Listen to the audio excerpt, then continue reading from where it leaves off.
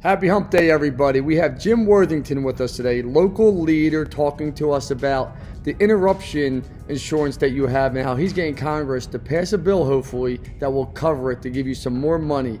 Business leaders, listen up to Jim. He knows. Don't forget to smash that share button, subscribe to my page, follow me at Lance Bachman on Instagram, and keep sending me those questions. Digital Lions out. Be safe.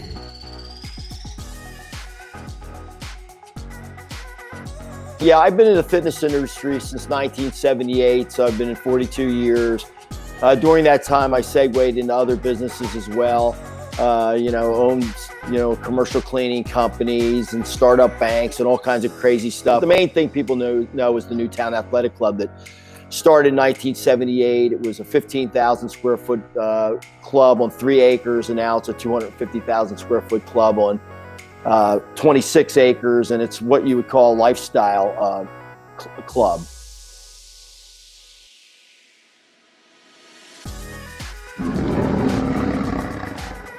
So is it true, before we jump into the questions, because I'm a true believer, I love people that are self-made. Is it true you were a trainer there and you bought in? So is that a rumor or is that actually true? No, I mean, what happened, I was hired as the manager in 1981. By Charlie and Dottie Minner, 2 Yardley residents. And I ran the club for 2 years, and I told them I was going back with, I told them I'd run it for 2 years on the condition that at the end of that time, I was going back to school to get my master's degree.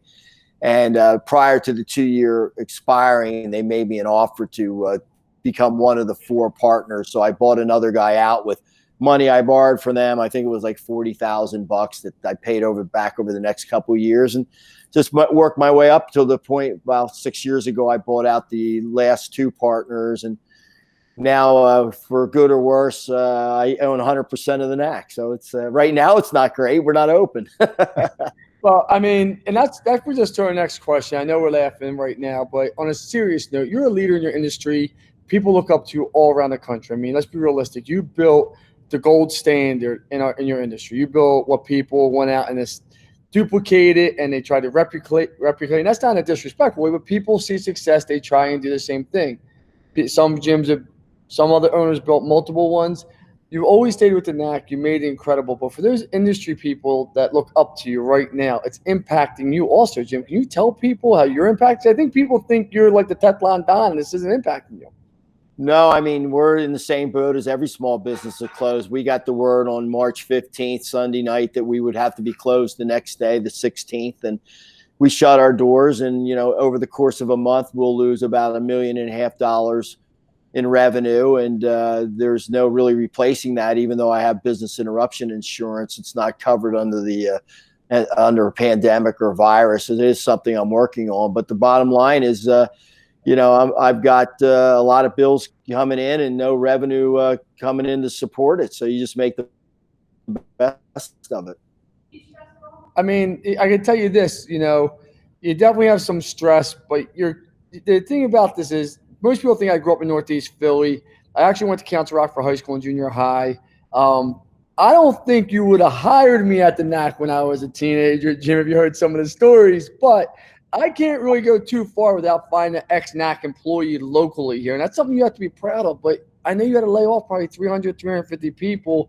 I know that didn't make you feel good. Can you talk to me about how you're communicating to your employees about coming back, what's going on? Sure. I mean, just for the record, we didn't really lay them off. What happened was we had 350 employees, but only about 40 to 50 were full-time. We kept all them. Okay. But when you're not open, and the front desk person who works 10 hours a week can't work because the club isn't open, you didn't lay them off. There's just no time for them to work. And the same thing with, the great majority of the people, there isn't anything for them to do. So we kept all the full-time people, which I'm proud of. And they're just working from home. But it's difficult. We've tried to stay in communication with them on a daily basis, as well as we did a conference call. Yeah, just talked about the NAC. We were talking about this this CARES program that came out and how that it could benefit them in terms of their families and was involved in a small business, and unemployment compensation and all the things they need to be aware of. And, we want to keep them healthy and intact, because when we open back up, I mean, that they're the ones that make the NAC successful. I mean, I'm only as good as the employees that really run it. And I'm kind of like, think of Joe Paterno in his last years at Penn State, when he walked up and down the sideline but didn't even have headphones on. I mean, that's me. I let them run it. I give them the autonomy to make decisions. I create the environment, but they're the ones that run the show. And if the NAC is regarded as one of the top clubs in the world, which it is, I think it's primarily because of the great employees we have. And, the difference between us, and there's maybe not that many, a handful of facilities that are similar in size and scope of what we do, but there's some other ones that aren't far off. The difference between our club, I believe, and theirs in terms of being successful is the employees. Jim, the one thing I wanted to bring up to you is, and I've gotten to know you over the years, you don't mince words. You're not a real, I don't want to use the word set. You're kind of like me, just direct. Hey, this is who I am. Kind of take me for what it is. If you don't, so be it. But you're a good person. I've read an email you wrote to everybody. I knew you wrote it and not Linda Mitchell, because like me, not the best grammar. I'm always joking with you, Jimmy. Grammar's better than mine. But I could tell it was heartfelt. And you didn't get a lot of people in the community posting about it, seeing about it. And I saw, and it came out before they extended us to May. You said you were going to do something that I watched other gym owners never do in the history. And can you explain to people what you're doing? And I actually think I commend you, because that just shows your leadership and your commitment to the community, where most people just would never do this. Well, I appreciate that. Yeah. What we did is I kind of tried to put myself in my members' shoes. And I knew that I had some unbelievably large bills that were going to be coming up, and didn't know how the heck we were going to handle them. But I also thought, well, not only my employees were going to be faced with the same situation, what about my members? And to have them come back, and the day they came back, I bill them for the next 30 days. I thought that would be a hardship that they wouldn't be prepared to handle. Or if they could, it would be another stressful thing for them. So I decided to send a letter out to them last week before this additional longer term shutdown, telling them that, when they do come back the first month, I will not bill them right away. I'll do it after the first month, for the month they just used the club, so they could get back and earn a couple paychecks and get their feet on the ground and not have to worry about a NAC bill. So, it was well received. Our members appreciated it. But I mean, that's what you do when you've been in business 42 years. And, let's be honest. I mean, it's the community that built the success of the NAC. Without them and my employees from the past and present, how the heck would I have been on and 15,000 square feet to 26 acres and 250,000 square feet. So, I felt it was an obligation that I don't even want to say it's just the right thing to do. And people appreciated it. And I think we are a community. The NAC that's what we are. We're a family of people that come together to socialize and exercise and release stress. And they didn't need any more stress coming back, thinking they had to pay the day they walked in. So we just deferred it. That's nice. Jim, you're a leader in the community. You're not just a leader in your industry, you're a leader in the community. And you talked to me ever since I got to know you about working on your business. You're always working on something. Can you tell me, what are you working on right now at the NAC? And what do you think is your biggest opportunity at the NAC? Can you kind of let the viewers know what you're working on? Sure. I mean, every time there's disruption, you have an opportunity to reinvent yourself. So some of the things short term is, and we had been working on this for the last 6 months, and it just so happened it coincided with this shutdown, was more of the virtual classes that we do, live streaming at home, whether it be Group X or exercise with our trainers. So we launched that really the day after we closed. So, I mean, that was something that was a part of our model that we had been working on so that we could give the members more value. We always envisioned it being when they were home with their kids and maybe their kid was sick, but they couldn't get to the club, they could do a Zumba class online, or if they were on vacation. But it just turned out it was coincided with this shutdown. So that was one thing. We're in the midst of a huge renovation and additions to the NAC as this was going on. We had just finished our stage one in November, which we did a $7 million addition into the club, and we were already on to our next stage 2, which was another $7 million renovation internally when we got the shutdown. So rather than shut it down and say, well, look, we don't have any income coming in, I made the decision we're going to forge ahead. So we're still, up until we were told we couldn't do it anymore, we were working on renovating and we're adding a new entrance into the club and a bunch of other amenities. So just like we did in 2008, 9, 10, when we had the Great Recession, I expanded when everybody else contracted. And that actually played out very well, because between 2008 and 2013, when the economy wasn't as good, I probably put another $11 million into the club. And the final addition being an outdoor resort pool complex that we did in like 2012, 13. And the jump in revenues over that time went from $11.5 million to $17.5 million in a year, because I was doing things to enhance my business rather than contract. And I think that was a big lesson I learned then. And I'm doing it again now. I mean, now's the time to move forward and press ahead and reinvent yourself. No matter how good you are, there's always ways to get better. And my staff, and I say that my staff are the ones that are doing 90% of the work. I create the big picture, the physical plant, some of the ideas and things like that. But at the end of the day, they're the ones that implement it. So Jim, that's what we're all working on it now, and we're excited. Jim, so we don't know when this is going to end. I mean, realistically, me and you had conversations. We've said, hey, listen, we could see this going into June. We could see it mid-May. We're not sure. But I don't believe people are just going to come running right back out and business as usual, same things. I know the one thing I said, and I told my sister the story about you when I met you about 7, 8 years ago, and I moved up here from the city again. I saw you, and you probably don't remember the story. It's the first time I ever met you when someone told me you were in here. I saw you go reach down and pick up a piece of trash off the floor. It was on the floor. I don't remember me walking up to you. I was like, you're a man that has respect for your business. That's how I met you, because I saw that, and that's the pride I have. But I think people don't realize how clean the NAC was. Are you taking it from a level 10 to a level 15 so people feel secure coming back in? Can you explain to the people what you're doing? Because I know you're a clean freak. I've seen it with my own 2 eyes. That's how I met you. But I'm just curious. Well, yeah, and it's funny. It's ironic because I'm trying to represent the industry in the sense that when I was just on the phone today trying to deal with some people at the federal level in D.C., and I want to make sure the health clubs are not left out of, and we have the reopening, because not every business will be reopened right away. They'll probably stage it. And I feel that the health clubs are essential that they get open, because we keep people well. You know, we exercise increases your immune system.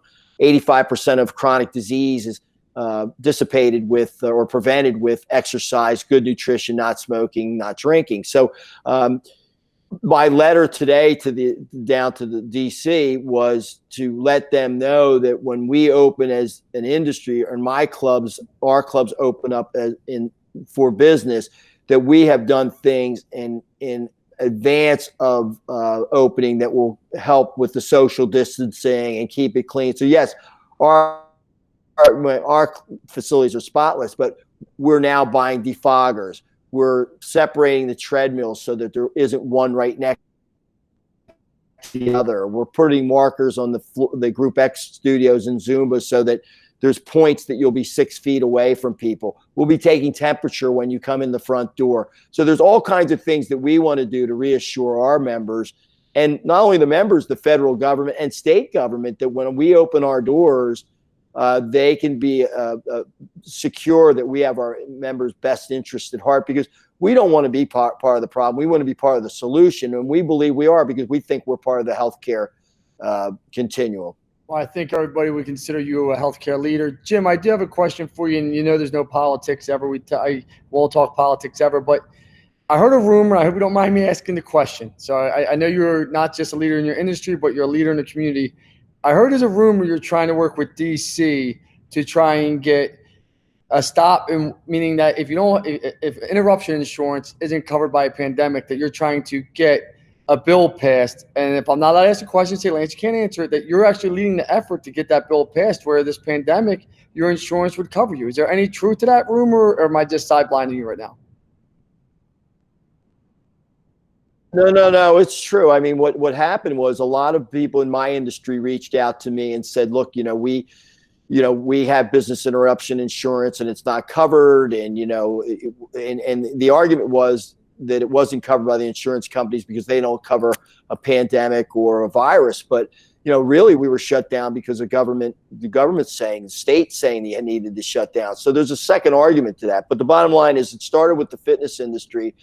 Then it started going locally. Local restaurants, people, friends of mine said, hey, look, we're going to get killed in this thing. I said, do you have business interruption insurance? Some did, some didn't, but the majority, and it was all from large businesses like the hotel industry all the way down to, the local pizza shop. I mean, people have this insurance, and what we're trying to do is we're trying to get the federal government as part of their, phase 4, phase 5, and the stimulus to turn around and back the insurance industry so that they can pay out these claims, but they won't go bankrupt either. And the federal government would pick it up because let's be honest. I mean, everybody benefits from these industries staying in business, from the bankers that lend them money to the employees that work for them. So if we can put a stopgap on that and help these companies get some relief through insurance policies they paid for,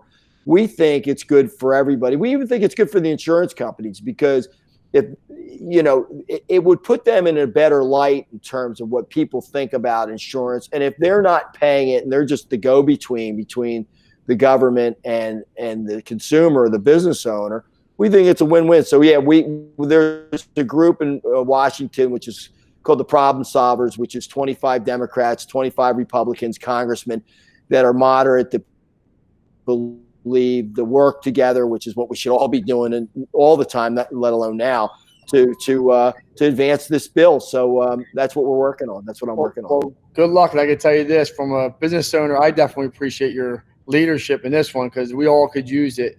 Jim, I got 2 more final questions for you. What are you doing right now to push your business forward? What are you doing? What are you personally doing right now? I know NAC's your passion. It's like your baby. I know you have other business ventures out there. I know you do a lot of real estate. I know you're also helping people in the drug addiction space, some other things. What are you doing at the NAC business forward? I think what we're doing is empowering our employees to think out of the box and come back in with things and ideas that are that we've thought about but haven't had the time to implement. We are going to continue the physical plant expansion and renovations. On a personal note, I'm just finding ways to make a difference, not just in the business, but with our members' lives and our employees' lives. And also working on myself in terms of keeping up with my exercise and stuff like that. But the bottom line is when we get out of this, I think that, we'll be bigger and better and stronger than ever.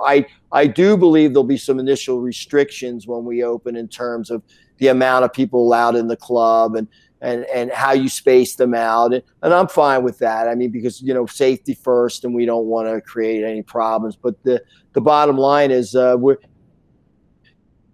this has been if you look at this in the positive light, which is I always do because I'm an optimist and I think every crisis presents a great opportunity. I mean, I think everybody, even the people that don't own businesses, I said that to my employees yesterday. I said, you got to look at this like you went to sleep today and you woke up and it's 2 months later. If you could put your bills on hold, which I advise my employees to do, and what I did with my own business obligations, and you don't have any money coming in, really all you need is money for food, gas, pay your health insurance, your life insurance. And there was one other thing, I forget what it was, but basically everything else stays static. So, use it as time to make yourself better.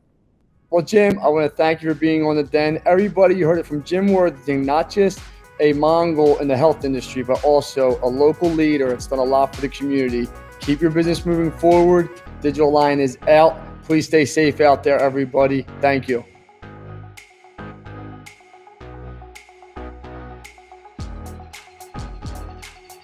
Well, again, I think a lot of life is mindset. So, I mean, there's opportunity in this. Now, don't get me wrong. You're sitting home with a family of 3 and, you're not back to work. You're not getting paid, whatever the case may be. There are things out there right now to take advantage of in the CARES Act with employment and so on and so forth. But I would tell people to try to minimize their expenses if they can. Talk to their bankers, their people that, their bills. Try to minimize their expenses going out.